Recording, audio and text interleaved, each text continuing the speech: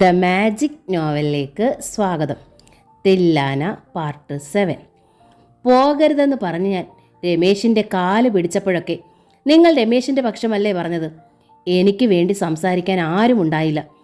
അങ്ങനെ വന്നപ്പോഴാ എന്തെങ്കിലും ആകട്ടെ എന്ന് കരുതി സമ്മതിച്ചത്. പക്ഷേ ഇപ്പോൾ എനിക്ക് സഹിക്കാൻ കഴിയണില്ല. സഹിക്കണം കുട്ടി, ഗോപാലമാഷ് പറഞ്ഞു. ജീവിതമെന്ന് പറഞ്ഞാൽ ഇതാണ്. ഭർത്താവ് എപ്പോഴും ഭാര്യയുടെ ഒപ്പം ഉണ്ടാകണമെന്ന് ശടിക്കുന്നതിൽ അർത്ഥമില്ല. ഭാര്യ തിരിച്ചു. ജീവിതമാർഗം തേടി മനുഷ്യന് പലയിടത്തും പോകേണ്ടി വരും. അല്പം പ്രായോഗിക മനോഭാവത്തോടെ വേണം നമ്മൾ ഇതിനെയൊക്കെ കാണാൻ. രമേശിൻ്റെ ആളുകൾ ഇപ്പോഴും രമേശിന് വേണ്ടിയാണ് സംസാരിക്കുന്നതെന്ന് സീതയ്ക്ക് തോന്നി. താൻ എന്തൊക്കെ പറഞ്ഞാലും അവർ അവിടെ നിൽക്കും. അതുകൊണ്ട് നിശബ്ദയായി സീത മുഖം കുനിച്ചിരുന്നു. ബംഗ്ലാവിൻ്റെ പോർച്ചിൽ ചെന്നിറങ്ങിയിട്ടും അവൾ ശബ്ദിച്ചില്ല. സീത നേരെ മുകളിലെ മുറിയിലേക്ക് പോയി. ഗോപാലൻ മാഷ് നിർദ്ദേശിച്ചത് പ്രകാരം സരസ്വതിയും ജയരാമൻ്റെ ഭാര്യ സുനിതയും സീതയുടെ സംരക്ഷണ ചുമതല ഏറ്റെടുത്തു. 2 പേരിൽ ആരെങ്കിലും ഒഴിയാതെ മുകളിലെ കിടക്കറയിലുണ്ടാകും. മുറിയിൽ നിന്ന് സീത പുറത്തേക്ക് ഇറങ്ങിയതേയില്ല. ചെറിയൊരു ഡൈനിങ് ടേബിളും മിനി ഫ്രിഡ്ജും എല്ലാം ഉണ്ട് അവിടെ. സീതയ്ക്കുള്ള ഊണ് പോലും താഴെ നിന്ന് മുകളിലെ മുറിയിലേക്ക് കൊണ്ടുവന്നു. കുറച്ചൊന്നുമല്ല അഹമ്മദി, ഇന്ദിര പിറുപിറുത്തു. ഇതൊക്കെ ഈ വീട്ടിലേ നടക്കും. രമേശൻ സൂപ്പർ സ്റ്റാറാ, പക്ഷേ ഇവളതൊന്നും അല്ലല്ലോ എന്ന് പറഞ്ഞിട്ടൊന്നും കാര്യമില്ല. സരസ്വതി ഇന്ദിരയെ ശാസിച്ചു. അന്യയിടത്തെ കുട്ടിയാ. വിവരമില്ലാതെ ആ കുട്ടി വല്ലതും കാട്ടിക്കൂട്ടിയാൽ മതി. അതോടെ ഇന്നുള്ള സർവ്വ സൗഭാഗ്യങ്ങളും അവസാനിക്കും. ആരാധിക്കുന്നവർ തന്നെ കല്ലെടുത്തെറിയും. അത്തരം ചില സംഭവങ്ങളൊക്കെ നമ്മളും കണ്ടിട്ടുണ്ടല്ലോ. രമേശ് സ്ഥലത്തില്ല എന്നതാണ് ഏറ്റവും വലിയ കുഴപ്പം. വല്ലത് സംഭവിച്ചാൽ അവൻ പോലും നമ്മളെ സംശയിക്കും. ഇന്ദിര അതോടെ നിശബ്ദയായി. പക്ഷേ ആ മുഖത്തെ അമർഷ ഒന്നുകൂടി ഇരട്ടിച്ചു. രാത്രി സീതയ്ക്ക് തുണ കടന്നത് സരസ്വതിയാണ്. ആളുകൾ മുറിയിൽ നിന്ന് ഒഴിയില്ലെന്നായപ്പോൾ സീതയ്ക്ക് അസഹ്യത വന്നു. എന്നാൽ സ്നേഹഭാവേന എത്തുമ്പോൾ നിഷേധിക്കാനും പറ്റില്ല. പോരെങ്കിൽ വീട് അവരുടേതാണ്. തൻ്റേതായ ആളകലെയും. ആ ആളിന് കരുതലില്ലാതെ വന്നതാണല്ലോ തൻ്റെ ഏക ദുഃഖമെന്ന് അവൾ ഓർത്തു. പിറ്റേന്ന് പകൽ അമേരിക്കയിൽ നിന്ന് രമേശിൻ്റെ കോൾ വന്നു. സ്നേഹം വിതുമ്പുന്ന സ്വരം. സീത, എൻ്റെ ചക്കര സന്തോഷമായിരിക്കുന്നോ? സന്തോഷമായിരിക്കുന്നു, സീത പറഞ്ഞു. പക്ഷേ അവളുടെ സ്വരം വല്ലാതെ ഇടറി. എനിക്കിവിടെ ഒരു സന്തോഷവുമില്ല കേട്ടോ, രമേശ് പറഞ്ഞു. മോളെക്കുറിച്ചുള്ള വിചാരം തന്നെ. എപ്പോഴും ആ മുഖമാണ് കൺമുന്നിൽ. ഫ്ലൈറ്റ് ഉയർന്നപ്പോൾ തന്നെ പോകേണ്ടിയിരുന്നില്ല എന്ന് തോന്നൽ ആരംഭിച്ചു. പോന്ന സ്ഥിതിക്ക് ജോലി ചെയ്യാതെയും പറ്റില്ലല്ലോ. എത്രയും പെട്ടെന്ന് ഇത് ഫിനിഷ് ചെയ്തിട്ട് അങ്ങ് വന്നാൽ മതി എനിക്ക്. ആത്മാർത്ഥത തൊട്ട് തീണ്ടാത്ത വെറും ഡയലോഗുകൾ മാത്രമാണതെന്ന് സീതയ്ക്ക് തോന്നി. എങ്കിലും അവൾ അവിശ്വാസം ഭാവിച്ചില്ല. തിടുക്കം കൂട്ടുകയൊന്നും വേണ്ട, ഏതായാലും പോയില്ലേ, വർക്ക് നന്നായി ചെയ്ത് തീർത്തിട്ട് വന്നാൽ മതി. പക്ഷേ മനസ്സ് സമ്മതിക്കണ്ടേ? എൻ്റെ മോൾ അവിടെ ഇരുന്ന് വിഷമിക്കുകയാണല്ലോ എന്ന് ഓർക്കുമ്പോൾ. സാരമില്ല, സീത പറഞ്ഞു. എനിക്കിപ്പോൾ എന്നെ നിയന്ത്രിക്കാൻ കഴിയുന്നുണ്ട്. എപ്പോഴെങ്കിലും നിയന്ത്രിക്കാനാവില്ലെന്ന് തോന്നിയാൽ എന്നെ വിളിക്കണം. ഞാനങ്ങ് ഓടിപ്പോരും. എന്നെ അറിയിക്കാതെ അവിവേകമൊന്നും കാട്ടരുത്. തന്നെ വിളിക്കും മുമ്പ് രമേശ് അച്ഛനെയോ അമ്മയോ വിളിച്ചിരിക്കുമെന്ന് സീതയ്ക്ക് തോന്നി. താൻ മരിക്കുമെന്ന് പറഞ്ഞ കാര്യം അവർ രമേശിനെ അറിയിച്ചിട്ടുണ്ടാകും. അതാണ് അവിവേകം കാട്ടരുതെന്ന് പറഞ്ഞത്. ഇല്ല, ഇനി എൻ്റെ കയ്യിൽ നിന്ന് അവിവേകമൊന്നും ഉണ്ടാവില്ല, സീത പറഞ്ഞു. എനിക്ക് മനസമാധാനമായി. രമേശിൻ്റെ നിശ്വാസം അവളുടെ കാതിലെത്തി. ഇനി വെക്കട്ടെ, സീത ചോദിച്ചു. ഇത്ര വേഗമോ? എൻ്റെ സംസാരം കേട്ടുമടുത്തോ? സിനിമയിലെ ഡയലോഗുകൾ ഇഷ്ടമാണ്, ജീവിതത്തിൽ അത് മടുക്കും എന്നവൾ മനസ്സിൽ പറഞ്ഞു. പക്ഷേ നേരിൽ പറഞ്ഞത് മറ്റൊരു ഡയലോഗാണ്. ഹേയ്, എനിക്കിവിടെ ഒരു മടുപ്പുമില്ല. അവിടെ ഇപ്പോൾ രാത്രിയോ പകലോ? രമേശ് അന്വേഷിച്ചു. പകൽ, സീത പറഞ്ഞു. ഇപ്പോൾ ഇവിടെ രാത്രിയാണ്. ശോഭിത താമസിക്കുന്നത് തൊട്ടടുത്ത് തന്നെയാണോ? മുൻകൂർ കരുതിയ ചോദ്യമായിരുന്നില്ല അത്. ഒരു നിമിഷത്തേക്ക് രമേശ് നിശബ്ദനായി. പിന്നെ പതർച്ചയൊന്നും കൂടാതെ അറിയിച്ചു. അല്ല, ഒരു ബന്ധുവിൻ്റെ വസതിയിലാണ്. ശോഭിത അതെവിടെയാണെന്ന് എനിക്കറിയില്ല. വേണമെങ്കിൽ നാളെ ചോദിച്ചിട്ട് ഞാൻ പറയാം. വേണ്ട, രമേശിൻ്റെ ഗുഡ് ഫ്രണ്ട് എന്ന നിലയ്ക്ക് ഞാൻ വെറുതെ അന്വേഷിച്ചെന്നേ ഉള്ളൂ. ഓക്കെ, രമേശ് പറഞ്ഞു. പിന്നെ എന്തു പറയണമെന്ന് ആൾക്ക് അറിയാതെയായി. സീതയുടെ ആ ചോദ്യം രമേശിൻ്റെ സർവ്വ മൂടും കളഞ്ഞു. അത് സീതയ്ക്ക് മനസ്സിലായി.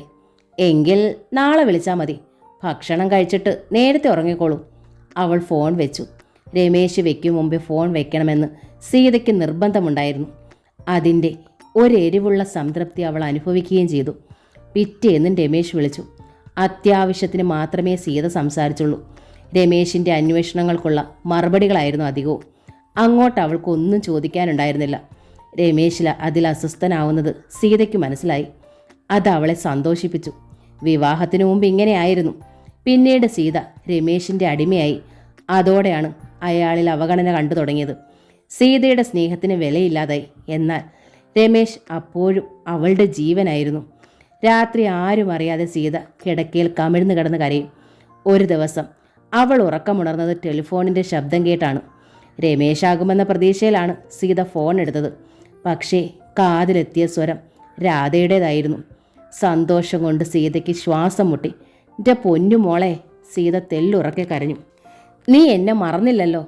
സീതയ്ക്ക് ഉറങ്ങാൻ തുണ വന്നിരുന്ന സരസ്വതി എഴുന്നേറ്റ് താഴേക്ക് പോയിരുന്നു. അമ്മ നൈറ്റ് കഴിഞ്ഞ് എത്തിയിട്ടില്ല. ആ തക്കത്തിന് ഞാൻ വിളിച്ചതാ. അമ്മ ഒരിക്കലും അറിയരുതേ. ഇല്ല മോളെ, അമ്മ അറിഞ്ഞാൽ നീ കൂടി ഉപേക്ഷിച്ചതായി കരുതും. പിന്നെ എന്താ ചെയ്യുന്ന അറിയില്ലല്ലോ. രാധ അതിന് മറുപടി പറഞ്ഞില്ല. അമ്മയ്ക്ക് ഇപ്പോഴും എന്നോട് കടുത്ത ദേഷ്യമാണോ തങ്കം? ഒരിക്കലുമില്ല. ദേഷ്യം ഭാവിക്കുന്നതാ. തനിച്ചിരുന്ന കരയും. ഞാൻ പോലും അറിയാതെ അമ്പലത്തിൽ പോയി പുഷ്പാഞ്ജലിയും വഴിപാടുകളും കഴിക്കും. ഈശ്വര, എൻ്റെ അമ്മ. കരഞ്ഞുകൊണ്ട് സീത തലയിൽ കൈവച്ചു. ഒരു വിശേഷമുണ്ട്. പ്രേമേട്ടൻ ബിസിനസ് ഇവിടേക്ക് പറിച്ചു നടുകയാണ്. നാളെ സ്ഥലത്തെത്തുമെന്ന് അമ്മയ്ക്ക് ഫോണുണ്ടായിരുന്നു, രാധ പറഞ്ഞു. നന്നായി വരട്ടെ, സീത പ്രാർത്ഥിച്ചു. പ്രേമേട്ടൻ ഒരുപാട് നന്മകളുള്ള ആളാ. അതൊന്നും അന്ന് ഞാൻ കണ്ടില്ല. രാധ അവിടെ മൗനിയായി. ആട്ടെ, നിന്റെ ജീവൻ എന്തു പറയുന്നു? ജീവനും ഞാനുമായി ചെറിയ പിണക്കത്തില. അതെന്തു പറ്റി? ഞങ്ങൾ നല്ല ഫ്രണ്ട്സ് ആയിരുന്നു എന്നറിയാലോ. എന്ന് വെച്ചാൽ ഫ്രണ്ട്സ് മാത്രം. പക്ഷേ അവനത് പോരാ. ഞാൻ സമ്മതിച്ചില്ല. അമ്മയ്ക്കൊരു ഷോ കൂടി നൽകാൻ ഞാൻ തയ്യാറല്ല. അങ്ങനെ വേണം മോളെ. നീ എങ്കിലും അമ്മയെ വേദനിപ്പിക്കരുത്. നീ കൂടി അമ്മയെ നോവിച്ചാൽ അമ്മ പിന്നെ ജീവിച്ചിരുന്നു എന്ന് വരില്ല. അത്രയും എത്തിയപ്പോൾ വാതുക്കൽ സരസ്വതി എത്തി. കയ്യിൽ ബെഡ് കോഫി ഉണ്ടായിരുന്നു. ഉടൻ സീതയെ അറിയിച്ചു. ഫോൺ വെച്ചോളൂ, ഇവിടുത്തെ അമ്മ വരണുണ്ട്. രാത്രി ഞാൻ അങ്ങോട്ട് വിളിച്ചോളാം. വേണ്ട, രാധ പറഞ്ഞു. അമ്മയില്ലാത്ത നേരം നോക്കി ഞാൻ വിളിച്ചോളാം. അവൾ ഫോൺ വെച്ചു. അന്ന് വൈകുന്നേരം പ്രേമാനന്ദും അച്ഛൻ കൃഷ്ണകുമാറും അമ്മ നളിനിയും വിശ്വപ്രഭയിലെത്തി. സ്നേഹപ്രഭയ്ക്ക് അതിശയമായി. ഇതെന്തു പറ്റി? നാളെ വരുമെന്നല്ലേ പറഞ്ഞിരുന്നത്? ഇന്ന് കാലിക്കട്ടെത്തി. നാളെ ഇങ്ങോട്ട് വരാമെന്നായിരുന്നു ആദ്യ പ്ലാൻ. പിന്നെ നേരെ ഇങ്ങ് പോന്നു, നളിനി പറഞ്ഞു. സാരമില്ല, ഏർലിയർ ദി ബെസ്റ്റർ. സ്നേഹ ചിരിച്ചു. അത്താഴം ഒരുക്കാൻ അന്നാമ്മച്ചേട്ടത്തി അവൾ സഹായിച്ചു. അത്താഴം ഉണ്ണാൻ പോകും മുമ്പ് നളിനി സ്നേഹയെ മാറ്റി നിർത്തിയൊരു സ്വകാര്യം ചോദിച്ചു. നല്ല കാര്യങ്ങളൊന്നും അത്താഴം കഴിയാൻ വെക്കരുതെന്നാ പഴഞ്ചൊല്ല്. അതുകൊണ്ട് ചോദിക്കുക, സീതയുടെ കാര്യത്തിൽ നമുക്കൊരു പറ്റുപറ്റി രാധ. രാധ പക്ഷേ മെഡിക്കോയ. ബിസിനസ് മാനേജ്മെൻറ്റ് കഴിഞ്ഞവരാണെങ്കിലും പ്രേം സ്വന്തമായി ബിസിനസ് നോക്കുന്നവനും.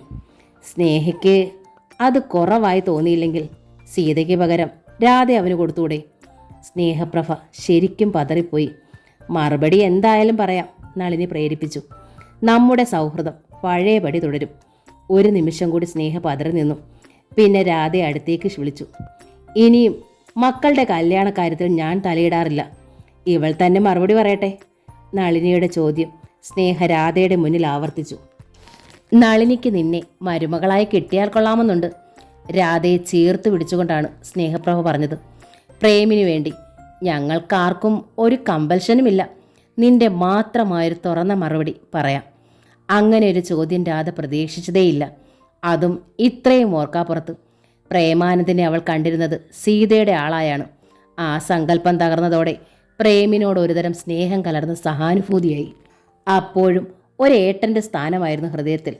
പ്രേം ഉദ്യോഗസ്ഥനല്ല, നളിനി പറഞ്ഞു. ഒരു ബിസിനസ്സുകാരൻ്റെ ജീവിതത്തിന് ഒരു ഉദ്യോഗസ്ഥൻ്റെ ജീവിതത്തിനുള്ള ഗ്യാരൻ്റി ഇല്ല. അത് ഞങ്ങൾക്കറിയാം. രാധയാണെങ്കിൽ ഒരു ഡോക്ടറാവാൻ പോകുന്നവൾ. ഒരു ഡോക്ടറെ തന്നെ വേണമെന്ന് ഒരുപക്ഷെ ആഗ്രഹമുണ്ടാകും. അങ്ങനെയെങ്കിൽ ഞങ്ങൾ ഇങ്ങനെ ഒരു ആലോചന വെച്ചിട്ടില്ലെന്ന് കരുതാം. സ്നേഹയുമായ ഒരു ആജീവനാന്ത ബന്ധം ആഗ്രഹിക്കുന്നത് കൊണ്ട് മാത്രമാണ്. അവിടെ നളിനി നിർത്തി. സ്നേഹയുടെ കണ്ണുകൾ ഈറനായി. അവൾ യാചനാഭാവത്തിൽ രാധയെ നോക്കി. അമ്മ എന്തു പറയുന്നു? രാധ സ്നേഹയോട് ചോദിച്ചു. ഞാനൊന്നും പറയണില്ല. പൂർണ്ണമായും നിന്റെ തീരുമാനത്തിന് വിടുന്നു. രാധ മുഖം കുനിച്ചു. നിലത്ത് വിരിച്ച കാർപ്പറ്റിൻ്റെ ചതുരക്കളത്തിലേക്ക് നോക്കിക്കൊണ്ടാണ് അവൾ പറഞ്ഞത്. ഒരു ഡോക്ടറെ വേണമെന്ന് എനിക്ക് യാതൊരു നിർബന്ധവുമില്ല. ബിസിനസ്മാൻ്റെ ജീവിതത്തിന് ഗ്യാരണ്ടി ഇല്ലെന്ന് ഞാൻ കരുതുന്നില്ല. നളിനിയുടെ മുഖം തെളിഞ്ഞു. പിന്നെ സ്നേഹാകാംക്ഷയിൽ രാധയുടെ കണ്ണുകളിലേക്ക് നോക്കി. ഞാൻ ആരെ കല്യാണം കഴിക്കണമെന്ന് അമ്മ പറഞ്ഞാൽ മതി. ആരായാലും എനിക്ക് സമ്മതമാണ്. ഒരപേക്ഷയുള്ളൂ, MBBS കംപ്ലീറ്റ് ചെയ്യാൻ എന്നെ അനുവദിക്കണം. That is the only one condition. സ്നേഹയ്ക്ക് നിറഞ്ഞ സന്തോഷമായി. നിന്നെ ഒരു ഡോക്ടറാക്കുകയെന്നത് എൻ്റെയും ആഗ്രഹമാണ്. പഠനം മുറിക്കാൻ അമ്മ അനുവദിക്കില്ല മോളെ. പിന്നെ നളിനിയുടെ അഭിപ്രായം അറിയാനായി ആ മുഖത്തേക്ക് നോക്കി. പഠനം ഒരിക്കലും മുറിക്കേണ്ട സ്നേഹ, നളിനി പറഞ്ഞു. ഞങ്ങളെല്ലാം രാധയുടെ പക്ഷത്താണ്. രാധയ്ക്ക് എത്രമാത്രം പഠിക്കണോ അത്രയും തുടരാം. അവളുടെ പ്രൊഫഷനെ ബാധിക്കുന്ന ഒന്നും പ്രേമിൽ നിന്നുണ്ടാവില്ല. പ്രേമും ഇവിടെ തന്നെയാണല്ലോ. വിവാഹശേഷം പഠനം തുടരുകയും ചെയ്യാം. വിവാഹമാണെങ്കിലും 1 വർഷം കഴിഞ്ഞു മതി. പ്രേമിന് ഇവിടെ ഒന്ന് സെറ്റിൽഡ് ആവുകയും ചെയ്യാമല്ലോ. നേരത്തെ ഇങ്ങനെയൊന്ന് പറഞ്ഞത് മറ്റൊന്നും കൊണ്ടല്ല. ഇത് നടന്നില്ലെങ്കിൽ അവനായി ഞങ്ങൾ മറ്റൊരു കുട്ടിയെ തേടി പിടിക്കണമല്ലോ. എടുപിടിയെന്ന് അതൊന്നും നടക്കില്ലല്ലോ. ഓക്കെ, സ്നേഹ പുഞ്ചിരിച്ചു. ഇനിയിപ്പം അത്താഴം കഴിക്കാൻ തടസ്സമില്ലല്ലോ. ഇനി ഒരു തടസ്സവും ഇല്ല. നളിനി ഉറക്കെ ചിരിച്ചു. സ്നേഹയും നളിനിയും ഡൈനിങ് റൂമിലേക്ക് നടന്നപ്പോൾ രാധ മുകളിലെ മുറിയിലേക്ക് രക്ഷപ്പെട്ടു. ഓർക്കാപ്പുറത്താണ് ജീവിതം ഒരു വഴിത്തിരിവിലെത്തിയത്. ജീവനെക്കുറിച്ച് അവൾ ഓർത്തുപോയി. സാരമില്ല എന്ന് തന്നോട് തന്നെ പറഞ്ഞു. മറക്കാൻ പറ്റാത്ത ഒന്നും തങ്ങൾക്കിടയിൽ ഉണ്ടായിട്ടില്ല. പ്രേമിനെ ഇണയായി സങ്കല്പിക്കാൻ രാധയ്ക്ക് പ്രയാസമുണ്ടായിരുന്നു. സീതയോട് ചേർത്ത് വെച്ചൊരിക്കൽ ചിന്തിച്ചതുകൊണ്ടാകാം. ഏതായാലും അമ്മയുടെ ഇഷ്ടം സാധിപ്പിച്ചു കൊടുക്കാൻ രാധ തീരുമാനിച്ചു കഴിഞ്ഞു. അതിൻ്റെ തളർച്ചയിൽ അവൾ കിടക്കയിലേക്ക് കമിഴ്ന്നു വീണു. താഴെ ഡൈനിങ് റൂമിൽ കൃഷ്ണകുമാർ രാധയെ തിരക്കി. സാധാരണ ഇവിടെ ഭക്ഷണം വിളമ്പാൻ മുന്നിൽ നിൽക്കുന്ന രാധയായിരിക്കും. എന്തേ കക്ഷി മുങ്ങിക്കളഞ്ഞത്? പുതിയൊരു വാർത്ത നൽകിയ ഷോക്കിലായിരിക്കും. നളിനി ചിരിച്ചു. ഏതായാലും നമുക്ക് രാധയെ അല്പം ഫ്രീ ആക്കാം. സ്നേഹപ്രഭയുമായുള്ള ബന്ധം എന്നേക്കും തുടർന്നു കൊണ്ടുപോകണമെന്ന നിർബന്ധം നളിനിക്കായിരുന്നു. എനിക്ക് രാധയുമായി സംസാരിക്കണം, പ്രേമാനന്ദ് പറഞ്ഞു. എന്നിട്ട് നമുക്കിത് ഉറപ്പിച്ചാൽ മതി. മതി, സ്നേഹ സമ്മതിച്ചു. പ്രേമിൻ്റെ അഭിപ്രായത്തോടാണ് എനിക്ക് യോജിപ്പ്. വിശേഷിച്ചും സീതയിൽ നിന്നൊരു ഷോക്ക് കിട്ടിയ സ്ഥിതിക്ക് എന്തിന് സംസാരമൊന്നും വേണ്ട, നളിനി നിർദ്ദേശിച്ചു. രാധയ്ക്ക് ഒരല്പസമയം കൊടുക്കാം. അത് കഴിഞ്ഞ് ഫോണിൽ ഒരു അപ്പോയിൻമെൻറ്റ് ഫിക്സ് ചെയ്തിട്ട് നിങ്ങൾ തനിച്ച് എവിടെ വെച്ചെങ്കിലും സംസാരിക്കുക. അതാ നല്ലത്. ഇത്തരം ഫോർമാലിറ്റീസൊക്കെ വേണോ നളിനി? കൃഷ്ണകുമാർ ചോദിച്ചു. ചൂടുവെള്ളത്തിൽ വീണ പൂച്ചയല്ലേ അവൻ. സ്നേഹയ്ക്ക് വിരോധമില്ലെങ്കിൽ അവർ തമ്മിൽ സംസാരിക്കുന്നതിൽ എന്താ തെറ്റ്? അന്യ കുട്ടികളല്ലല്ലോ, പരസ്പരം പരിചയമില്ലാത്തവരുമല്ല. നളിനി സ്നേഹയെ നോക്കി. ഒക്കെ നിങ്ങളുടെ ഇഷ്ടം, സ്നേഹ പറഞ്ഞു. താനൊരു അനാഥയാണെന്ന് അവൾക്ക് തോന്നി. ഭർത്താവില്ല, മകളൊരുത്തി തോന്നിയ വഴിക്ക് ഇറങ്ങിപ്പോയി. തനിക്ക് എന്തെങ്കിലും സംഭവിച്ചാൽ രാധ എന്ത് ചെയ്യുമെന്നുള്ള ഭയമുണ്ടായിരുന്നു സ്നേഹയ്ക്ക്. ആകെയുള്ളത് ഒരു വാടക വീടും കഷ്ടപ്പെട്ട് കാത്ത സൽപ്പേരുമാണ്. സീത വീട് വിട്ടു പോയപ്പോൾ ആ പേര് പകുതിയും നഷ്ടമായി. ആണുങ്ങളുടെ തുണയില്ലാത്ത പെണ്ണുങ്ങളല്ലേ, അവരോട് എന്തുമാകാം എന്നൊരു ധാരണ പലർക്കുമുണ്ട്. ജോലി സ്ഥലത്ത് പോലും ശത്രുക്കളാണ്. ഒന്ന് കാലിടറാനായി കാത്തു നിൽക്കുകയാണ് ഡോക്ടർ ഹരിലാൽ, ചവിട്ടി വീഴിക്കാൻ. ഈ സാഹചര്യത്തിൽ ആരുടെയെങ്കിലും തുണയില്ലാതെ പറ്റില്ല. രാധയെ സത്യത്തിൽ പ്രേമിൻ്റെ കൈകളിലല്ല ഏൽപ്പിക്കുന്നത്, നളിനിയുടെയും കൃഷ്ണകുമാറിൻ്റെ കൈകളിലാണ്. താനില്ലാതായാലും അവൾക്ക് സ്നേഹസമ്പന്നരായ അച്ഛനും അമ്മയും ഉണ്ടായിരിക്കും. നാളെ സീത തിരിച്ചു വന്നാലും ഇവർ അവൾക്കും ഒരു തണലായിരിക്കും. വിശ്വേട്ടൻ പോയ ശേഷം ഇത്രയും വർഷം ഞാൻ എൻ്റെ കുട്ടികളുമായി പിടിച്ചു നിന്നു. ഇടറുന്ന സ്വരത്തിൽ സ്നേഹ തുടർന്നു. സീത പോയപ്പോഴാണ് എൻ്റെ ശക്തി ചോർന്നത്. അച്ഛനില്ലെങ്കിലും ഒരമ്മയ്ക്ക് മക്കളെ കഷ്ടപ്പെട്ട് കരകയറ്റാം. പക്ഷേ മക്കൾ അമ്മയ്ക്കെതിരായാൽ അവർ തോറ്റുപോകും. പെട്ടെന്ന് സ്നേഹ വിങ്ങിക്കരഞ്ഞു. എന്താ സ്നേഹ ഇത്? നളിനി ആ ചുമലിൽ തഴുകി. നീ ആ ദുഃഖത്തിൽ നിന്നൊക്കെ കരകയറിയതാണല്ലോ. വീണ്ടും എന്തിനാ അതേക്കുറിച്ചൊക്കെ ഓർക്കുന്നത്? ഓർക്കാതിരിക്കാൻ എനിക്ക് കഴിയുമോ നളിനി? രാധയിൽ ഞാൻ എന്നെയും സീതയിൽ വിശ്വേട്ടനെയുമാണ് കണ്ടിരുന്നത്. രാധ ഇത് ചെയ്താൽ ഞാൻ സഹിച്ചേനെ. പക്ഷേ എൻ്റെ സീത പുറമേ തൻ്റെ ഇടം ഭാവിക്കാനല്ലാതെ എൻ്റെ കുട്ടിയെ മറക്കാൻ കഴിയുമോ? അവൾ എൻ്റെ എല്ലാം എല്ലാമല്ലേ? നളിനിക്ക് അതിശയമായിരുന്നു. സ്നേഹ ഇങ്ങനെ ഹൃദയം തുറക്കുന്നത് ആദ്യമാണ്. മുൻപെപ്പോഴും ഒരു ലേഡി ഡോക്ടറുടെ തൻ്റെ ഇടത്തോടും പക്വതയോടുമേ അവൾ നിന്നിട്ടുള്ളൂ. അതുകൊണ്ട് രാധയുടെ കാര്യത്തിൽ ഞാൻ അവളുടെ ഇഷ്ടമേ നോക്കൂ. സ്നേഹ പറഞ്ഞു നിർത്തി. എനിക്കിനി ഇഷ്ടങ്ങളെയില്ല. ഓക്കെ ആൻറ്റി, പ്രേം പറഞ്ഞു. രാധയുടെ ഇഷ്ടമാണ് ഞാനും നോക്കണത്. ഞാൻ അവളോടൊന്നും ആവശ്യപ്പെട്ടില്ല. അവൾക്ക് സമ്മതമാണെങ്കിൽ മാത്രം. അത്താഴം കഴിഞ്ഞ് അല്പനേരം കൂടി സംസാരിച്ചിരുന്നിട്ട് കൃഷ്ണകുമാറും കുടുംബവും യാത്ര പറഞ്ഞു. പ്രേം ഇവിടെ ഒരു വില്ല വാടകയ്ക്ക് എടുത്തിട്ടുണ്ട്, കൃഷ്ണകുമാർ പറഞ്ഞു. താമസിയാതെ ഒരു വീട് വാടകയ്ക്ക് എടുക്കണമെന്നാ വിചാരം. അടുത്തായതുകൊണ്ട് നാളിനിക്കിടയ്ക്കിടെ സ്നേഹയെ സന്ദർശിക്കുകയും ആവുമല്ലോ. സന്തോഷം. സ്നേഹ മൂവരെയും തൊഴുതു. അതിഥികളെ യാത്രയേക്കാൻ നേരം രാധയും താഴെ എത്തി. കാറിൽ കയറും മുമ്പ് പ്രേമാനന്ദ് രാധയോട് പറഞ്ഞു, നാളെ ഞാൻ വിളിക്കും. എനിക്കൊരു അപ്പോയിൻമെൻറ്റ് തരണം. അല്പം സംസാരിക്കാനുണ്ട്. എന്തിനെക്കുറിച്ച്? രാധ ഉത്കണ്ഠ മറച്ചില്ല. പറയാൻ പ്രേമാനന്ദ് മടിച്ചു. അപ്പോൾ നളിനി സഹായിച്ചു. രാധയ്ക്ക് യഥാർത്ഥമായും പ്രേമിനെ കല്യാണം കഴിക്കാൻ സമ്മതമാണോന്നറിയണം. ഞങ്ങളാരും പറയണത് അവന് വിശ്വാസമാകണില്ല. എങ്കിൽ അതിന് അപ്പോയിൻമെൻ്റ് ഒന്നും വേണ്ട. എനിക്ക് സമ്മതമാണ്. ഞാൻ സീതയല്ല. ഉള്ളിലുള്ളത് തുറന്നു പറയാൻ എനിക്ക് യാതൊരു പേടിയുമില്ല. പ്രേം അമ്പരന്ന് പോയി. എങ്കിലും ഉള്ളിൻ്റെ ഉള്ളിൽ അയാൾക്ക് സന്തോഷമായി. ഒരു നിമിഷം വെറുതെ നിന്നിട്ട് പ്രേം രാധയോട് പറഞ്ഞു, താങ്ക് യു. പിന്നെ ഡോർ തുറന്ന് കാറിൽ കയറി. കിടക്കറയിലെത്തുമ്പോൾ രാധ സ്നേഹയോട് ചോദിച്ചു, ഞാൻ സീത ഒന്ന് വിളിച്ചോട്ടെ അമ്മേ, ഈ വിവരം പറയാൻ? വിവാഹം 1 വർഷം കഴിഞ്ഞല്ലേ ഉണ്ടാകൂ. എന്നാലും മനസ്സുകൊണ്ട് ഞാൻ നിശ്ചയിച്ചില്ലേ. എനിക്ക് സീതയോടൊന്ന് സംസാരിക്കണമെന്ന് തോന്നുന്നു. ഒരു നിമിഷം ആലോചിച്ചിട്ട് സ്നേഹ പിന്നെ തലയാട്ടി. രാധ സന്തോഷത്തിൽ നമ്പർ ഡയൽ ചെയ്തു. സീതയെ വേണം. ആരാണെന്ന് അന്വേഷണമില്ലാതെ ഫോൺ സീതയ്ക്ക് കൊടുത്തു. ഹലോ, സീതയുടെ ശബ്ദം. ഞാനാ. അമ്മ നൈറ്റ് ഡ്യൂട്ടിയിലാണോ? അല്ല. അയ്യോ, അപ്പോൾ അമ്മയ്ക്ക് വിഷമമാവില്ലേ? ഇല്ല, അമ്മ അരികിലുണ്ട്. അത് കേട്ടപ്പോൾ സ്നേഹപ്രഭ വല്ലാതെയായി. എങ്കിൽ എൻ്റെ അമ്മയ്ക്ക് കൊന്നു കൊടുക്കാവരാ കുട്ടി. ആ ശബ്ദമൊന്ന് കേൾക്കാൻ എനിക്ക് കൊതിയാവുന്നു. സീത കെഞ്ചി. രാധ സ്നേഹയെ നോക്കി റിസീവർ നീട്ടി. വേണ്ട എന്ന് സ്നേഹ ആംഗ്യം കാണിച്ചു. വേണ്ട എന്ന് പറഞ്ഞ കാര്യം രാധ സീതയെ അറിയിച്ചില്ല. മറ്റൊരിക്കലാവാം മോളെ. അമ്മ പാതി ഉറക്കത്തിലായി. അതിന് മറുപടിയായി സീത ഒന്നും ശബ്ദിച്ചില്ല.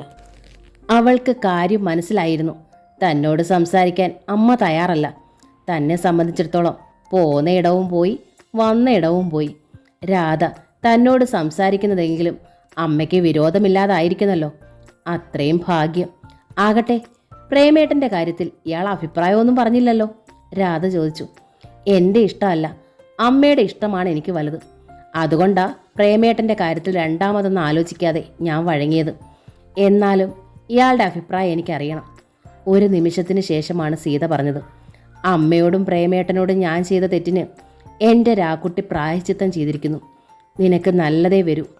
അത്രയും പറഞ്ഞിട്ട് സീത ഫോൺ വെച്ചു. അവൾക്ക് സഹിക്കുന്നില്ലായിരുന്നു. രാധ ശരിക്കും പ്രായശ്ചിത്തം ചെയ്തതാണ്. ഒരു ഡോക്ടർ ഭർത്താവിനെയായിരുന്നു അവൾ മോഹിച്ചിരുന്നത്. ഒന്നിച്ചൊരാശുപത്രി നടത്തുക, സ്വന്തം പ്രൊഫഷനിൽ എത്താവുന്നത്ര ഉയരത്തിലെത്തുക, വിദേശത്ത് പോയി പരിശീലനം നേടുക. പ്രേമേട്ടൻ്റെ ഭാര്യയാകുമ്പോൾ ആ രാധയ്ക്ക് ഒത്തിരി അഡ്ജസ്റ്റ് ചെയ്യേണ്ടി വരും. ഭർത്താവിൽ മാത്രം ഒതുങ്ങിക്കഴിയുന്ന ഒരു ഭാര്യയാണ് പ്രേമേട്ടൻ ആവശ്യം. അതിന് ചേരുന്നവൾ സീതയെപ്പോലെ ഒരുത്തിയായിരുന്നു. രമേശിനും താൻ പൊരുത്തപ്പെടാത്തവളായി. ഭർത്താവ് ആരുടെ കൂടെ പോയാലും പണവും പാരിതോഷങ്ങളും കിട്ടുമെങ്കിൽ എല്ലാം മറന്ന് സന്തോഷിക്കാൻ കഴിയുന്ന ഒരുത്തിയായിരുന്നു രമേശിന് വേണ്ടിയിരുന്നത്. കിടക്കയിൽ കമിഴ്ന്ന് കിടന്ന് സീത മെല്ലെ ഏങ്ങി. ആരുടെ ഫോണാ വന്നത്? സരസ്വതി ചോദിച്ചു. സീത മിണ്ടിയില്ല. വീട്ടിൽ നിന്നാവും, സരസ്വതി ഊഹിച്ചു. ഓരോന്നൊക്കെ പറഞ്ഞ് വേദനിപ്പിച്ചിട്ടുണ്ടാവും. അതിന് ഞങ്ങളോട് പിണങ്ങിയിട്ട് കാര്യമില്ല. അതും സീത കേട്ടതായി നടിച്ചില്ല. അവൾക്ക് ശരിക്കും കുറ്റബോധം അനുഭവപ്പെട്ടു തുടങ്ങിയിരുന്നു. ചെയ്തതെല്ലാം തെറ്റാണ്. ഇനിയും അതുമായി പൊരുത്തപ്പെടുകയാണ് ബുദ്ധി. ഒരാഴ്ച കഴിഞ്ഞപ്പോൾ മുന്നറിയിപ്പില്ലാതെ രമേശ് വന്നു. കുറേയധികം പാരിതോഷികങ്ങൾ. സീതയ്ക്ക് വേണ്ടതെല്ലാം എടുത്ത ശേഷം ബാക്കിയുള്ളതേ ഞാൻ മറ്റുള്ളവർക്ക് ഭാഗിക്കൂ. എനിക്ക് രമേശിനെ മാത്രം മതി, സീത അറിയിച്ചു. അതിനല്ലേ ഞാൻ പറന്നു വന്നത്? സീതയുടെ നീണ്ട മുടിയിൽ തഴുകിക്കൊണ്ടിരുന്ന രമേശ്. ഷൂട്ടിംഗ് ഇനിയും തീർന്നിട്ടില്ല. എൻ്റെ പോർഷൻ തീർന്നതും ഞാനിങ്ങ് പോന്നു. ശോഭിതയോ? അറിയാതെ ചോദിച്ചു പോയതാണ് സീത. രമേശിൻ്റെ മുഖം ഇരുണ്ടു. പോന്നിട്ടില്ല. എന്നാണ് വരികയെന്നും അറിയില്ല. ഞാൻ ചില നമ്പറുകൾ തരാം, സംശയമുണ്ടെങ്കിൽ വിളിച്ചു തിരക്കാം, അല്ലെങ്കിൽ സിനിമാ പത്രക്കാരോട് ചോദിക്കാം. സീതയുടെ കണ്ണുകൾ നിറഞ്ഞുപോയി. പക്ഷേ ഒരു കാര്യം, രമേശ് തുടർന്നു, എന്നെപ്പോലൊരു കലാകാരന് തന്നെപ്പോലൊരു സംശയാലുവായ ഭാര്യ അപകടമാണ്. സീതയ്ക്ക് സങ്കടം സഹിക്കാനായില്ല. എങ്കിൽ പിന്നെ എന്നെ എന്തിനിങ്ങോട്ട് വലിച്ചഴച്ചു? അവൾ രമേശിനോട് ചോദിച്ചു. വലിച്ചഴച്ചില്ല, രമേശ് പറഞ്ഞു. അന്തസ്സായി കല്യാണം കഴിച്ചുകൊണ്ട് വരികയായിരുന്നു. ഒരു രജിസ്റ്റർ മാരേജ് ആയിരുന്നെങ്കിലും അത് തീർത്തും രാജകീയമായിരുന്നു. ലോകമറിയാണ് അത് നടത്തിയത്. പക്ഷേ അപ്പോൾ ഞാനിതൊന്നും പ്രതീക്ഷിച്ചിരുന്നില്ല. ഏതൊന്നും? സീത കിതച്ചു. സുന്ദരവും ശാലീനവുമായ ഈ രൂപത്തിനുള്ളിൽ ദുസ്സംശയങ്ങൾ കൊണ്ട് മലീമസമായ ഒരു മനസ്സാണ് കുടികൊള്ളുന്നതെന്നും. അപ്പോൾ എൻ്റേത് വെറും സംശയമാണല്ലേ? ആണെന്നേ എനിക്ക് പറയാൻ പറ്റൂ. അപ്പോൾ നിങ്ങൾ സിനിമാക്കാർ പരമശുദ്ധർ. എങ്കിൽ പിന്നെ ഈ കേൾക്കുന്ന കഥകളൊക്കെയോ? സിനിമാക്കാരുടെ മൊത്തം കാര്യം എനിക്കറിയില്ല. എനിക്ക് എൻ്റെ കാര്യമേ അറിയൂ. ഞാൻ ചിലപ്പോൾ ഈ രംഗത്ത് ഒരപൂർവ ജീവിയാവാം. എന്നാലും ഞാൻ കേട്ടിട്ടുള്ളതെല്ലാം സത്യമാണ്. പിന്നെ ഈ കേൾക്കുന്ന കഥകളുണ്ടാക്കി പ്രചരിപ്പിക്കുന്നതിൽ ആനന്ദം കാണുന്ന ചില പ്രത്യേകതരം മനുഷ്യർ ഈ ലോകത്ത് ജീവിച്ചിരിക്കുന്നിടത്തോളം ഇനിയും കഥകൾ കേൾക്കും. സീത ഒരു നിമിഷം ഉത്തരം മുട്ടിയിരുന്നു. ഇനി എൻ്റെ മുന്നിൽ ഒരേ മാർഗമേ ഉള്ളൂ, രമേശ് തുടർന്നു. ഷോഫിതയെ ഇങ്ങോട്ട് കൊണ്ടുവരിക. സീത ഞെട്ടിപ്പോയി. അവളുടെ കണ്ണുകൾ ജ്വലിച്ചു.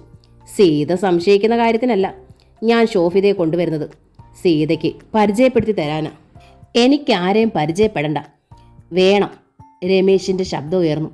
ഷോഫിത ആരാണെന്ന് മനസ്സിലാകുമ്പോൾ നിനക്ക് എന്നെയും മനസ്സിലാവും. എൻ്റെ നിരപരാധിത്വം. എനിക്ക് ഷോഫിതയിലൂടെ നിങ്ങളെ അറിയണ്ട. സീത മുഖം വെട്ടിത്തിരിച്ചു. സീത! രമേശിൻ്റെ തൊണ്ടയിടറി. തൻ്റെ ഈ സ്വഭാവം നമ്മളെ തമ്മിൽ പിരിക്കും. സീതയ്ക്ക് അത് കേട്ടപ്പോൾ നെഞ്ചു പൊടിയുന്നത് പോലെ തോന്നി. വളരെ വേദനയോടെയാണ് ഞാനിത് പറയുന്നത്, രമേശ് തുടർന്നു. എൻ്റെ വീട്ടുകാരും തൻ്റെ വീട്ടുകാരും നമ്മൾ പിരിയാൻ വേണ്ടി പ്രാർത്ഥിക്കുന്നുണ്ടാവും. വഴിപാടുകളും കഴിക്കുന്നുണ്ടാവും. സിനിമാ പത്രക്കാരും എന്തൊക്കെയോ ഊറ്റിയെടുത്തിട്ടുണ്ടെന്ന് തോന്നുന്നു. നമ്മളെ പിടിച്ചു നിർത്താൻ നമ്മളേ ഉള്ളൂ. ആ നമ്മൾ കൂടി നമ്മൾക്കെതിരായാൽ? ബാക്കി പറയാനാവാതെ രമേശ് നിർത്തി. ഞാൻ ആഗ്രഹിച്ചത് രമേശിൻ്റെ ഹൃദയത്തിലെ സ്ഥാനമാണ്, സീത പറഞ്ഞു. എൻ്റെ ഹൃദയത്തിൽ തനിക്ക് സ്ഥാനമില്ലേ? രമേശ് ചോദിച്ചു. ഉണ്ടെങ്കിൽ എൻ്റെ വാക്കുകൾക്ക് വില തന്നേനെ. ഒരാൾ പറയുന്നതെല്ലാം മറ്റൊരാൾ അനുസരിക്കുന്നതല്ല സ്നേഹം. എല്ലാം അനുസരിക്കണമെന്ന് ഞാൻ പറഞ്ഞില്ലല്ലോ. സീത പറഞ്ഞത് ഞാൻ കഷ്ടപ്പെട്ട് നേടിയെടുത്ത ഈ കരിയർ തൊലയ്ക്കണമെന്നാ. അങ്ങനെ ഞാൻ പറഞ്ഞില്ല. ഒരൊറ്റ വർക്ക് മാത്രം ഉപേക്ഷിക്കണമെന്നേ പറഞ്ഞുള്ളൂ. അതല്ല കരിയർ ഉപേക്ഷിക്കണമെന്ന് പറഞ്ഞെന്നിരിക്കട്ടെ. എന്നേക്കാൾ വലുതാണോ കരിയർ? എൻ്റേതായ എല്ലാം നഷ്ടപ്പെടുത്തിയല്ലേ ഞാൻ രമേശിൻ്റെ ഒപ്പം പോകുന്നത്. ശരിയായിരിക്കാം, ഉറപ്പില്ല. ഉറപ്പുണ്ടാന്ന് തന്നെ ഇരിക്കട്ടെ, എൻ്റെ ഈ കരിയറിനേക്കാൾ വലുത് തന്നെയാണ് എനിക്ക് സീത. എല്ലാം ശരിയാ. എന്നാലും ഞാനായി എൻ്റെ ഈ കരിയർ തൊലയ്ക്കില്ല. എന്നിട്ട് എനിക്ക് ജീവിക്കണ്ട. സ്വന്തമായിട്ട് അത് തൊലയുന്നെങ്കിൽ തൊലയട്ടെ. എത്ര കഷ്ടപ്പെട്ടാ ഞാൻ ഈ നിലയ്ക്കെത്തിയതെന്ന് എനിക്കേ അറിയൂ. പറഞ്ഞ് അവസാനിപ്പിച്ചതുപോലെ രമേശ് പുറത്തേക്ക് നടന്നു. സ്റ്റേറ്റ്സിൽ നിന്ന് വന്നാൽ 3 ദിവസത്തേക്കെങ്കിലും വിശ്രമിക്കണമെന്ന് വിചാരിച്ചതാണ്. വീട്ടിൽ തന്നെ ചടഞ്ഞുകൂടുക. സീതയെ സന്തോഷിപ്പിക്കാൻ വേണ്ടിയായിരുന്നു അത്. കാറിൽ കടന്നിരുന്ന ശേഷം രമേശ് ഡ്രൈവറോട് കൽപ്പിച്ചു, ടൗണിലേക്ക് വിട്ടോളൂ. എവിടേക്കാണ് തിരിയേണ്ടതെന്ന് അല്പം കഴിഞ്ഞ് ഞാൻ പറയാം. പിന്നെ തൻ്റെ മൊബൈൽ ഫോൺ എടുത്ത് അയാൾ ഡയറക്ടർ വിഷ്ണുദാസിൻ്റെ നമ്പർ ഡയൽ ചെയ്തു. വിഷ്ണു അല്ലേ? അതെ. ആഹ്ലാദം നിറഞ്ഞ മറുപടി. ഞാൻ അങ്ങോട്ട് വിളിക്കാൻ ഒരുങ്ങുകയായിരുന്നു. 3 ദിവസത്തെ വിശ്രമം അത്യാവശ്യമാണോയെന്ന് ചോദിക്കാനാ. 1 ദിവസം മുമ്പേ ജോയിൻ ചെയ്യാൻ കഴിഞ്ഞിരുന്നെങ്കിൽ നന്നായിരുന്നു. 1 ദിവസമല്ല, ഇന്നേ ഞാൻ വന്ന് ജോയിൻ ചെയ്താലോ? രമേശ് ചോദിച്ചു. തമാശ പറയുകയാണോ? വിഷ്ണുദാസിന് വിശ്വസിക്കാൻ കഴിഞ്ഞില്ല. വിഷ്ണുദാസിൻ്റെ പുതിയ പടം ആരംഭിച്ചിട്ട് ഒരാഴ്ചയായി. രമേശ് ചന്ദ്രനാണ് ഹീറോ. ഹീറോ ഇല്ലാത്ത രംഗങ്ങളാണ് ഇപ്പോൾ വർക്ക് ചെയ്യുന്നത്. എത്രയും നേരത്തെ രമേശ് എത്തിയാൽ അത്രയും നന്നു. 2 നായികമാരെയാണ് തീരുമാനിച്ചിരിക്കുന്നത്, നന്ദിനിയും ഷോഫിതയും. ഷോഫിത അമേരിക്കയിൽ നിന്ന് എത്തിയ ശേഷമേ ആ ഭാഗങ്ങൾ വർക്ക് ചെയ്യാൻ കഴിയൂ. എങ്കിൽ ഞാൻ നേരെ ലൊക്കേഷനിലേക്ക് പോരുകയാണ്. എനിക്കുള്ള സീൻസ് റെഡി ആയിട്ടുണ്ടോയെന്ന് അറിഞ്ഞാൽ മതി. Okay, you are very welcome. സീൻസൊക്കെ എന്നേ റെഡി ആയിരിക്കുക. ഇന്നലെ മുതൽ നന്ദിനി റെഡി. 12 മുതൽ ഷോഫിത എത്തും. ഷോഫിതയ്ക്ക് പകരം നമുക്ക് മറ്റാരെങ്കിലും ഇട്ടാലോ? രമേശ് ആരാഞ്ഞു. വിഷ്ണുവിന് അത്ഭുതം. ഷോഫി നിങ്ങളുടെ ലക്കിയസ്റ്റ് പേരല്ലേ? എന്നാലും ആളുകൾക്ക് മുഷിവാവും. അതിനല്ലേ നന്ദിനി കൂടി ഉള്ളത്. നന്ദിനി ഉണ്ടായിക്കോട്ടെ, പക്ഷേ ശോഭിത വേണ്ട. എന്താ, നിങ്ങൾ തമ്മിൽ വല്ല വഴക്കും ഉണ്ടായോ? ഐഡിയൽ ഫ്രണ്ട്സ് ആയിരുന്നല്ലോ രണ്ടും. വഴക്കുണ്ടായിട്ടല്ല, ഞാൻ മറ്റൊരു കുട്ടിയെ സജസ്റ്റ് ചെയ്യാം. കേൾക്കട്ടെ. വളരെ പെട്ടെന്നാണ് ആ പേര് രമേശിൻ്റെ ഓർമ്മയിൽ വന്നത്. ജോസഫൈൻ. സീതയുടെ ഇഷ്ടതോഴിയാണ്. തങ്ങളുടെ പ്രേമത്തിന് വളവും തണലും നൽകിയവളാണ്. ഇതൊരു നന്ദി പ്രകടനമാകും. സീതയ്ക്ക് സന്തോഷമാകും. ജോസഫൈനെ ഇടുന്നതിലും സന്തോഷം ശോഭിതയെ ഒഴിവാക്കുന്നതിലാവും. ജോസഫൈൻ ഒരു ന്യൂ ഫേസ് അല്ലേ? അത്ര ന്യൂ ഫേസ് ഒന്നുമല്ല. മാത്രമല്ല ടാലൻ്റായ കുട്ടിയുമാണ്. ക്യാരക്ടർ ഒരു മോഡേൺ ഗേൾ അല്ലേ? അപ്പോൾ നന്നായി യോജിക്കും. രമേശ് അത്ര ഇൻട്രസ്റ്റ് ആണെങ്കിൽ പ്രൊഡ്യൂസർ വിരോധമൊന്നും പറയാൻ സാധ്യതയില്ല. താനോ? എനിക്കെന്ത് വിരോധം? എങ്കിൽ ഞാനിതാ എത്തിക്കഴിഞ്ഞു. രമേശ് മൊബൈൽ ഓഫ് ചെയ്തു. അന്ന് ഫുൾ നൈറ്റ് അയാൾ വർക്ക് ചെയ്തു. രമേശിൻ്റെ തന്നെ നിർബന്ധമായിരുന്നു. വീട്ടിലേക്ക് പോകുന്നതിന് പകരം അയാൾ ഹോട്ടലിലാണ് തങ്ങിയത്. ചെന്ന് കടന്ന് അല്പം കഴിഞ്ഞപ്പോൾ മൊബൈൽ ശബ്ദിച്ചു. മറ്റാരും ആവില്ലെന്നറിയാവുന്നത് കൊണ്ടാണ് രമേശ് അറ്റൻഡ് ചെയ്തത്. എവിടെയാണിപ്പോൾ? രമേശിൻ്റെ ഹോട്ടലിൻ്റെ പേര് പറഞ്ഞു. എന്നോടുള്ള ദേഷ്യം തീർക്കുവാണോ? സീത പൊട്ടിക്കരഞ്ഞു. രമേശ് ആരുടെ ഒപ്പം വേണമെങ്കിലും ജീവിച്ചോളൂ, ഞാൻ വേണേച്ച ഒഴിഞ്ഞു തരാം. ഇത് പറയാനാണോ രാവിലെ വിളിച്ചുണർത്തിയത്? അല്ല. സീതയുടെ ഏങ്ങലുകൾ താണു. രാവിലെ എനിക്കൊരു തലച്ചുറ്റലുണ്ടായി. അച്ഛൻ ഡോക്ടറെ കൊണ്ടുവന്നു. എന്നിട്ട് now it is all right. അതല്ല, എന്താ അപ്പം തലച്ചുറ്റലുണ്ടാവാൻ? മറുപടിയില്ല. സീത, രമേശ് ചോദിച്ചു. ഞാൻ ചോദിച്ചതിന് മറുപടി, a good news is waiting for you. ആശിച്ചതാണ്, ഊഹിച്ചതാണ്. എന്നിട്ടും വല്ലാത്തൊരു കോരിത്തരിപ്പുണ്ടായി രമേശിന്. ഞാനങ്ങ് വന്നോട്ടെ? അതിന് അനുവാദം വേണോ? ഷൂട്ടിങ്ങിൻ്റെ തിരക്കില്ലെങ്കിൽ? ഷൂട്ടിംഗ് എനിക്ക് ഒന്നും അല്ലടോ, ഞാനിതാ വരുന്നു. കിടക്കയിൽ നിന്ന് എഴുന്നേറ്റ് രമേശ് തിടുക്കത്തിൽ വേഷം മാറി. സ്വയം ഡ്രൈവ് ചെയ്താണ് അയാൾ വീട്ടിലെത്തിയത്. വീട്ടിൽ സീത ഒഴിച്ചുള്ളവരുടെ മുഖങ്ങൾ മ്ലാനമായിരുന്നു. ജയരാമനും സുനിതയും മാത്രം രമേശിനെ അഭിനന്ദിച്ചു. ഇനിയെങ്കിലും ആ കുട്ടിയോട് ആവശ്യമില്ലാതെ വഴക്കുണ്ടാക്കാതിരിക്കുക. ഈ സമയത്താണ് ഭർത്താക്കന്മാർ ഭാര്യമാരെ സ്നേഹം കൊണ്ട് മൂടേണ്ടത്. പറഞ്ഞിട്ട് സുനിത കടക്കണ്ണാൽ ജയരാമനെ നോക്കി പുഞ്ചിരിച്ചു. ജയരാമൻ ഭാര്യയെ പിന്താങ്ങി. ശരിയാണ്, ഈ സമയത്ത് പെണ്ണുങ്ങളുടെ മനസ്സ് വല്ലാതെ ഡെലിക്കേറ്റഡ് ആയിരിക്കും. അല്പം പിടിവാശികളും കാട്ടും. സമ്മതിച്ചു കൊടുത്തേക്കണം. സീതയ്ക്ക് ഇഷ്ടമില്ലാത്ത പടങ്ങൾ നീ കമ്മിറ്റ് ചെയ്യണ്ട. അവൾക്ക് ഇഷ്ടമില്ലാത്ത ഹീറോയിൻസിനെ ഒഴിവാക്കുക. സമ്മതഭാവത്തിൽ രമേശ് മിണ്ടാതെ നിന്നു. ഏറ്റവും ഒടുവിലാണ് അയാൾ സീതയുടെ മുന്നിലെത്തിയത്. തലയിണയിൽ ചാഞ്ഞു കിടക്കുകയായിരുന്നു സീത. രമേശ് അവളെ കോരിയെടുത്തു. എന്ത് വേണം എൻ്റെ കൊച്ചുകിളിക്ക്? ഇപ്പം പറയണം, സാധിപ്പിച്ചു തരാം.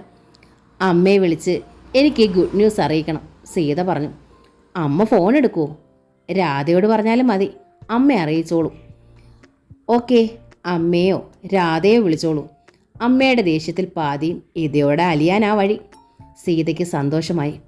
രമേശ് ഇല്ലാത്തപ്പോൾ ഞാൻ വിളിച്ചോളാം. രമേശ് സമ്മതിച്ചു. എനിക്ക് തന്നതുപോലെ ഒരു ഗുഡ് ന്യൂസ് ഞാൻ അങ്ങോട്ട് തരിക? രമേശ് ചോദിച്ചു. സീത മൂളി. എൻ്റെ പുതിയ പടത്തിൽ നിന്നും ശോഭിതയെ മാറ്റി. പകരം നിൻ്റെ ജോസഫൈനെ ഇട്ടു. ഇന്ന് തന്നെ ജോസഫൈനെ ബുക്ക് ചെയ്ത് അഡ്വാൻസും കൊടുക്കും. പാവം, അവൾ രക്ഷപ്പെടട്ടെ. സീത നെടുവേർപ്പെട്ടു. ഇനി എന്തു വേണം? ഒന്നും വേണ്ട. രമേശ് ഇങ്ങനെ എപ്പോഴും സ്നേഹമായി എൻ്റെ ഒപ്പം ഉണ്ടായാൽ മതി. പക്ഷേ തിരക്കിൻ്റെ ദിവസങ്ങളായിരുന്നു പിന്നീട് രമേശിന്. അതിനിടയിൽ സീത വീട്ടിലേക്ക് വിളിച്ചു. ഭാഗ്യം പോലെ രാധയാണ് ഫോൺ എടുത്തത്. സീത സുവാർത്ത അറിയിച്ചു. അമ്മയോടും പറയണേ മോളെ, അമ്മ എൻ്റെ അരികിലുണ്ട്. അമ്മയ്ക്ക് ഏതാണ്ട് കാര്യം പിടികിട്ടിയെന്ന് തോന്നണു. എങ്കിലൊന്ന് കൊടുക്കുവോ?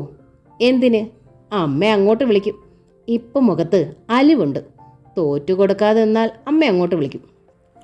ഉറപ്പുണ്ടോ മോളെ നിനക്ക്? ഉറപ്പ്. നമ്മുടെ അമ്മയ്ക്ക് നമ്മൾ രണ്ടാളല്ലാതെ പിന്നെ ആരാ ഉള്ളത്? സീതയ്ക്ക് സമാധാനമായി. രമേശിൻ്റെ പുതിയ ചിത്രത്തിൽ ജോസഫൈനെ ആദ്യം തീരുമാനിച്ചതിലും പ്രാധാന്യം കിട്ടി. ജോസഫൈൻ്റെ പെർഫോമൻസ് പ്രൊഡ്യൂസർക്കും ഡയറക്ടർക്കും ഒക്കെ ഇഷ്ടമായി. ഒട്ടും അറപ്പോ ചമ്മലോ ഇല്ലാത്ത പ്രകടനം. മുമ്പ് കുറേയധികം ചിത്രങ്ങളിൽ ചെറുവേഷങ്ങളിൽ ചെയ്തിട്ടുണ്ടെങ്കിലും പുതിയ ചിത്രത്തിൽ ഒരു പുതുമുഖമായാണ് ജോസഫൈനെ അവതരിപ്പിച്ചത്. പേരും മാറ്റിയിരുന്നു, ജോസ്ന. ആ പേരിൻ്റെ ഐശ്വര്യമാണെന്ന് തോന്നും വിധം രണ്ടാമതൊരു പടത്തിൽ കൂടി അവൾക്ക് നായികാസ്ഥാനം കിട്ടി. അതിലും നായകൻ രമേശായിരുന്നു. അതിശയകരമായിരുന്നു അതിൻ്റെ നിർമ്മാണ വേഗം. 1 മാസം കൊണ്ട് പടം തിയേറ്ററിലെത്തി. ഒരാഴ്ച കൊണ്ട് സൂപ്പർ ഹിറ്റ് എന്ന പദവി നേടി. സീതയെ വിളിച്ച് ജോസഫൈൻ നന്ദി പറഞ്ഞു. ഒക്കെ നിന്റെ കരുണയാണ് മോളെ. എൻ്റെ കരുണയല്ല ജോസഫി. എന്നോട് ചോദിച്ചിട്ടൊന്നുമല്ല രമേശ് നിന്നെ കാസ്റ്റ് ചെയ്തത്, ഞാൻ പറഞ്ഞിട്ടുമല്ല. എന്നാലും നിന്റെ പഴയ സ്നേഹിത എന്ന പരിഗണന തന്നെയാണ് രമേശ് എന്നോട് കാണിക്കുന്നത്. മാത്രമല്ല നിന്നെ അയാളുടെ കയ്യിൽ ഏൽപ്പിച്ചു കൊടുത്തതും ഞാൻ തന്നെയല്ലേ. ആ, അതിന് എനിക്കും നന്ദിയുണ്ട്. പക്ഷേ ആ സ്വരം വല്ലാതെ ക്ഷീണിച്ചിരുന്നു. ഗർഭിണിയായതിൻ്റെ ആലസ്യമാണോ അതോ രമേശ് തന്നെ സഹായിച്ചത് സീതയ്ക്ക് ഇഷ്ടമല്ലായിരുന്നു? രണ്ടാമത്തതിന് ജോസഫൈന് ഒരു സാധ്യതയും കണ്ടില്ല. അപ്പോഴും ആദ്യ ചിത്രത്തിൻ്റെ ഷൂട്ടിംഗ് തീർന്നിരുന്നില്ല. സഹനടിയായ നന്ദിനി ഡേറ്റുകൾ തെറ്റിച്ചതായിരുന്നു കാരണം. ഒരു പുതുമുഖത്തെ പ്രാധാന്യമുള്ള സ്ഥാനത്ത് കാസ്റ്റ് ചെയ്തതും അവൾ രക്ഷപ്പെട്ടതും നന്ദിനിക്ക് അത്ര സുഖിച്ചില്ല. ഒടുവിൽ നന്ദിനിയെ കട്ട് ചെയ്ത് മറ്റൊരു നടിയെ കാസ്റ്റ് ചെയ്യേണ്ടി വന്നു. എല്ലാറ്റിനും കാരണക്കാരനായ രമേശിനോട് പ്രൊഡ്യൂസർക്ക് നേരിയൊരു പകയും വന്നു. അതിനിടയിൽ ശോഭിതയും ഫോണിലൂടെ രമേശിനോട് പരിഭവിച്ചു. വിഷ്ണുദാസിൻ്റെ പടത്തിൽ നിന്ന് എന്നെ കട്ട് ചെയ്യിച്ചത് രമേശായിരുന്നു അല്ലേ? വൈകിയാണ് ഞാൻ അറിഞ്ഞത് നന്ദിനി പറഞ്ഞപ്പോൾ. നിന്നോട് ഞാൻ എന്ത് ചെയ്തടാ? ഒരു കാലത്ത് നിനക്ക് വേണ്ടി ഞാൻ എവിടെല്ലാം റെക്കമെൻഡ് ചെയ്തിട്ടുണ്ട്. എൻ്റെ കാമുകനൊന്നും ആയിട്ടല്ലല്ലോ, നമ്മൾ നല്ല ഫ്രണ്ടായിരുന്നല്ലോ. എനിക്ക് പടമില്ലാഞ്ഞിട്ടുമല്ല വിഷമം. നീ ഈ ചെയ്തത് എനിക്ക് സഹിച്ചില്ല. ഇന്നസെൻ്റ് ആണെങ്കിൽ പറഞ്ഞു, ഞാൻ വിശ്വസിക്കാം. രമേശിന് ഉത്തരമില്ലായിരുന്നു. എൻ്റെ ഭാര്യയ്ക്ക് നമ്മുടെ ബന്ധത്തിൽ സംശയമാണെന്ന് പറഞ്ഞാൽ അവൾ മുഖത്താട്ടും. രമേശിന് ദേഷ്യം തോന്നിയത് സീതയോടാണ്. അപ്പോഴേക്കും ജോസഫൈൻ എന്ന ജോസ്നയ്ക്ക് മൂന്നാമതൊരു പടം കൂടിയായി. ദൗർഭാഗ്യത്തിന് പ്രൊഡ്യൂസർ നായകനായി കണ്ടത് രമേശ് ചന്ദ്രൻ്റെ തന്നെയായിരുന്നു. നന്ദിനിക്കായിരുന്നു ഏറ്റവും അസഹ്യത. അവളുടെ സ്വന്തമായിരുന്ന പ്രൊഡ്യൂസറാണ് ഈ ചതി ചെയ്തത്. നന്ദിനി നേരെ സീതയെ വിളിച്ചു. സൂക്ഷിച്ചോളൂ സീത, ഭാര്യ ഗർഭിണിയായിരിക്കുമ്പോഴാ ഭർത്താവിൽ നിന്നുള്ള കനത്ത ചതി വരിക. എന്ത് ചതി? സീത ചോദിച്ചു. എന്ത് ചതിയെന്നോ? നന്ദിനി പരിഹാസത്തിൽ ചിരിച്ചു. ഭർത്താവിന് ഭാര്യയോട് ചെയ്യാൻ പറ്റുന്ന ചതി എന്താ? മറ്റു പെണ്ണുങ്ങളുടെ പുറകെ പോവുക, അത്ര തന്നെ. ഹൃദയം പൊടിയുന്നത് പോലെ തോന്നി സീതയ്ക്ക്.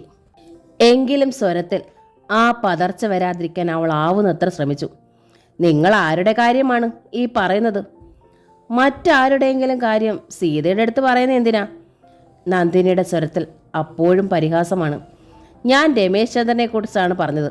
രമേശും ആ പുതിയ നടി ജ്യോത്സ്നയും തമ്മിൽ അതിര് കവിഞ്ഞ അടുപ്പത്തിലാണത്രേ.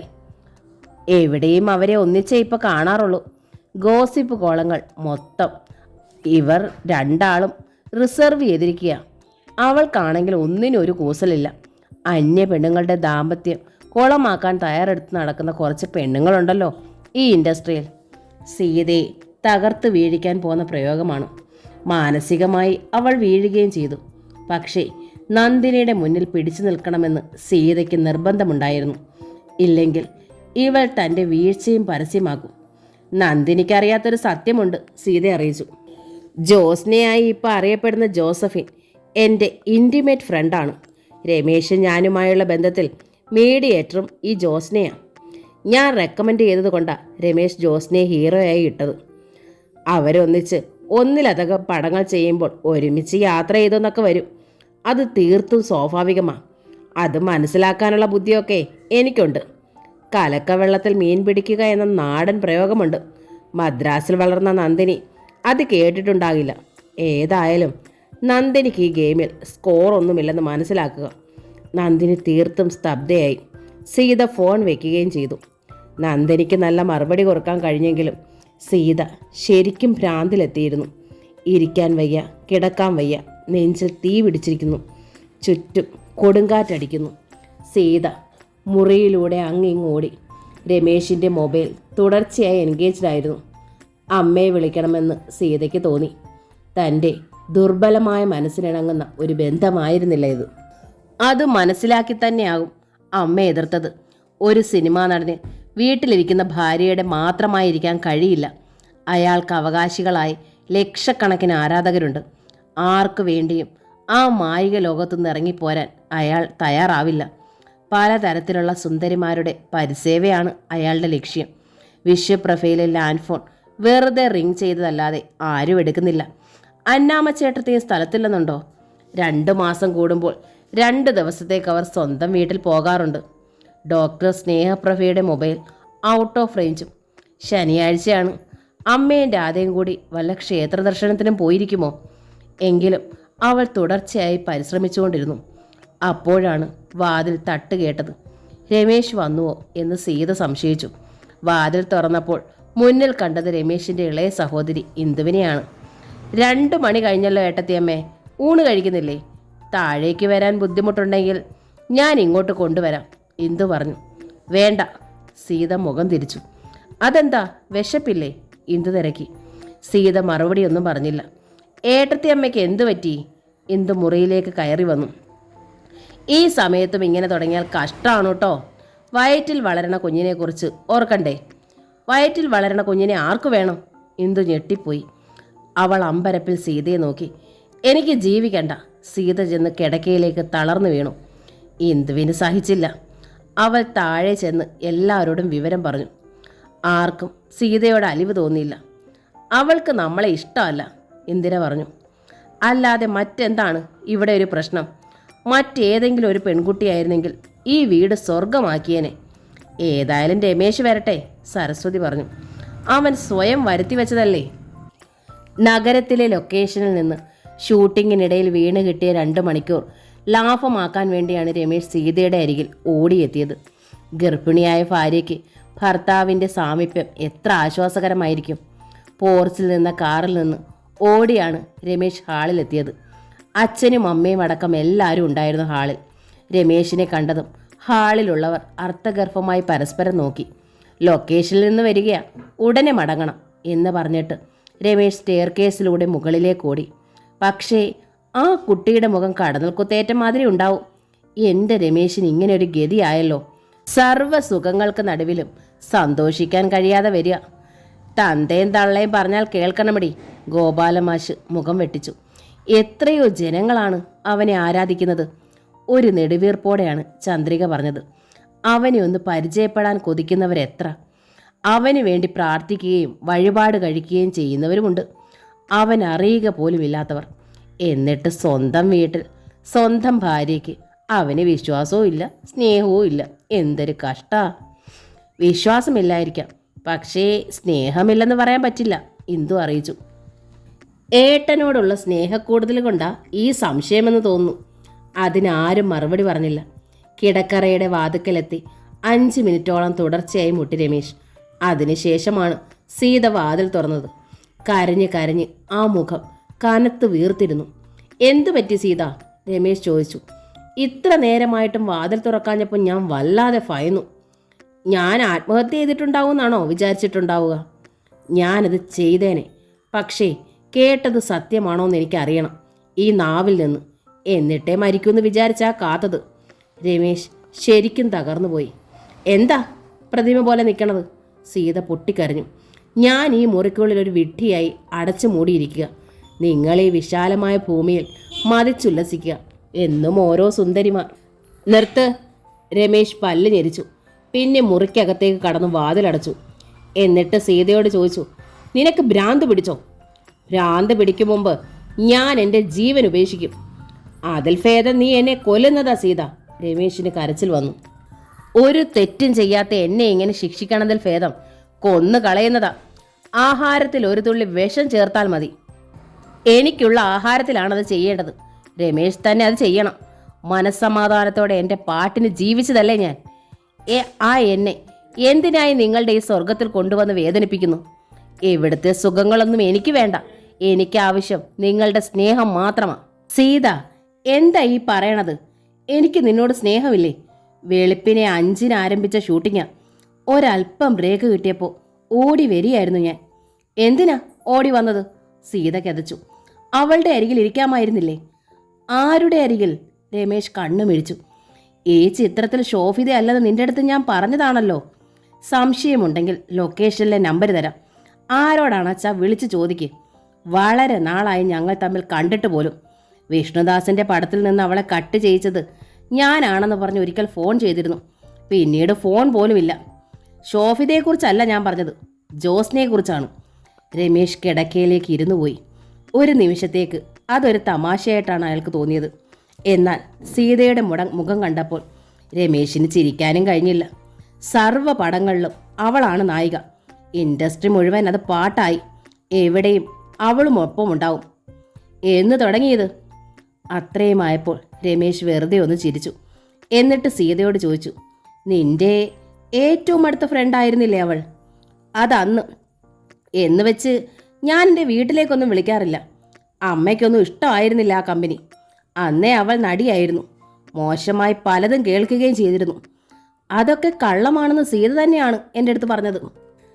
അതെ, മറ്റൊരു മാർഗവും ഇല്ലാത്തതുപോലെയാണ് സീത സമ്മതിച്ചത്. തന്നെക്കുറിച്ച് പറയണതെല്ലാം നുണയാണെന്ന് അവൾ പറഞ്ഞപ്പോൾ ഞാൻ കണ്ണടച്ച് വിശ്വസിച്ചു. പക്ഷേ ഇപ്പം എനിക്ക് മനസ്സിലായി, ആ കേട്ടതൊക്കെ 100% സത്യമാണെന്ന്.